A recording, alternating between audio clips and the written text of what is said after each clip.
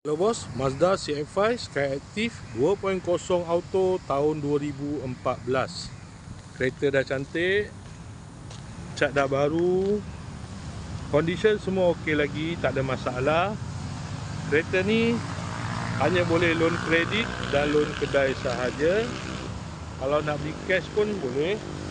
Kalau berminat boleh datang kedai, tengok kereta, boleh test drive. Kereta ni accident free, boleh jalan jauh, tak ada masalah. Kereta ni ada waranti 1 tahun. Jom kita tengok bahagian dalam. Dalam masih cantik lagi, leather seat.